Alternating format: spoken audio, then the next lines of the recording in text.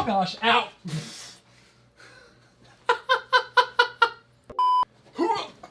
So apparently I've taken way too long to make my previous video that Prezi has come out with a new feature called Prezi Video. So let's just get into it. Welcome back to a brand new video. In today's video, I'm going to be covering a new feature from Prezi called Prezi Video. To get things started, I just want to draw your attention to this down here because this is where I'm going to start, because there's a lot of pros and cons to this and to each platform. So what you'll want to do is you'll click here to get Prezi Video for desktop, and then when you click it, it will start to download. I have already done this. If for whatever reason that doesn't show up, you can go to prezi.com/download/video. At least that's where you can find it at the time of this recording. Should it change, leave a comment down below and I will try to help you out and get things addressed, because that's about the only thing I foresee changing about this anytime in the near future. Once you have that downloaded, I'm going to go ahead and open it. Install update, dang it. So once it's downloaded, you can create a new video, import a PowerPoint, or import from Prezi. I'm going to create new video because there's a lot in here that I want to kind of dive into. You have all these different templates that you can choose from, and as I will show you, some of these are extremely limited, as I've discovered. So I'm going to pick a template. Then to get started with this, and you can also like preview what other slides look like and what that kind of movement looks like. But to get started, I'm going to add content. I'm going to click an image just to mark that, but I'm just going to click this plus button up here to add more slides, and I'm going to click this a bunch of times just to prove a point. So I'm going to go above, I think 15. Then I'm going to come click back into templates. So let's say hypothetically I wanted to change this template. I didn't like this template at all. If I scroll down all the way to the bottom, I will see that not all themes will support more than 15 frames. So if you have a presentation that you're making using that you imported from that has more than 15 slides, then you won't be able to use these. Is there any more beyond that? Nope, just those. At least that's what the situation is for right now. I don't know how much higher you can go before any of these also collapse, or before any of them are no longer supported. So I'm going to get rid of some of these frames just by clicking the little X. I'm actually going to change my template just to show that it is possible, and all of them have different functions and even looks. So each of the slides in this theme has a number in the top left corner to correspond with what slide we are on. Then each slide is basically going to be a really basic slide. We can have an image, we can have our PowerPoint slide, and we can add some text to our video, and it will auto generate the spacing and how many lines are in the slide. And as you can see in the top right, this is almost like composing a tweet, where the more we type, the less characters we have to write what we want.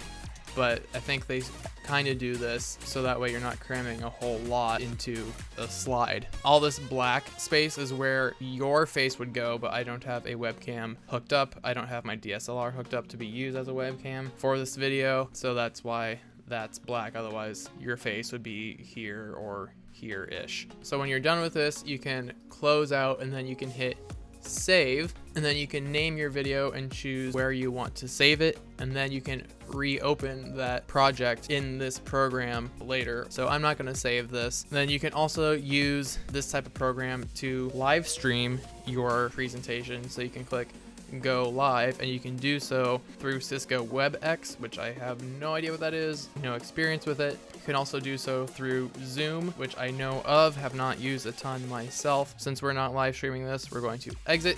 One more thing about the desktop app is that when you are live streaming your presentation or recording your video, you can change what people see. You can change it to just your face, you can change it to your face plus your presentation, or you can change it to a full background presentation and pop in whenever you see fit. Lastly, along the bottom, you have the record feature, but unfortunately, this is part of a paid plan. So basically, you're out of luck if you're trying to stay on the free version.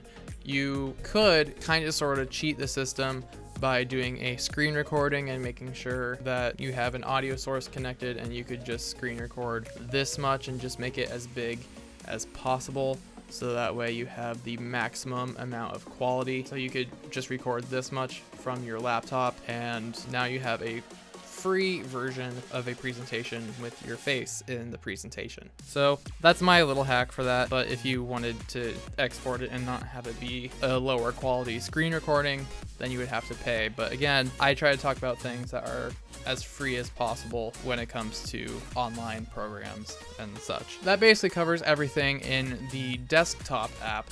Now we need to go over to the web browser version. So I'm going to close out of this. In the web browser version, we're basically done in the video section. So we do need to come over to presentations, and we will create from template. Then what you'll do is you'll select the video templates icon. Here you can already notice that there's a whole lot more, well, okay, maybe not a whole lot more, but there are definitely different themes to choose from than what are available in the desktop version. Now, these will also give you more flexibility when it comes to what you want to add in your presentation. So I'll click this one just because it kind of looks like Minecraft, because don't judge me. Choosing it because I can, dang it. Use this template, give it a name, select anyone on the web, continue. With this kind of template, you can actually adjust your presentation like you would a normal presentation.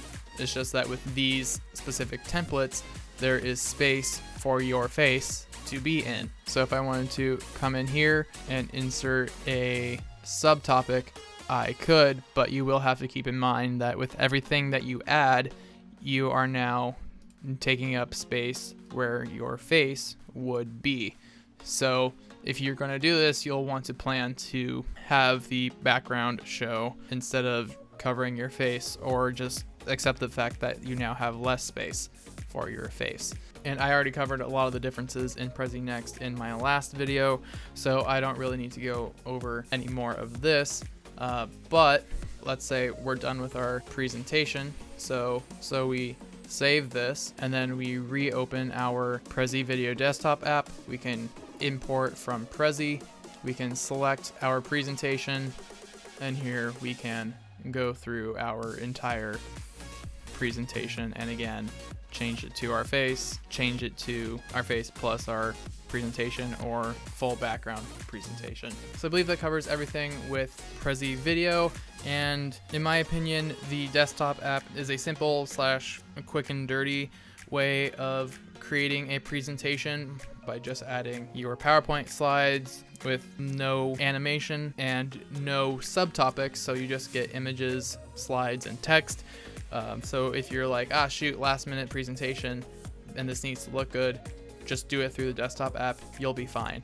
If you actually want to plan it out more and actually deep dive into whatever it is you're talking about, then I suggest that you make your presentation ahead of time in Prezi Next, and then just make sure you choose a video template. So thank you guys so much for watching. If you enjoyed this video, you can get a big thumbs up, and you can click all the things in the end card if you so desire. I mean, you don't have to, but hey, it'd be really nice if you did. And I'll see you guys next time. Bye.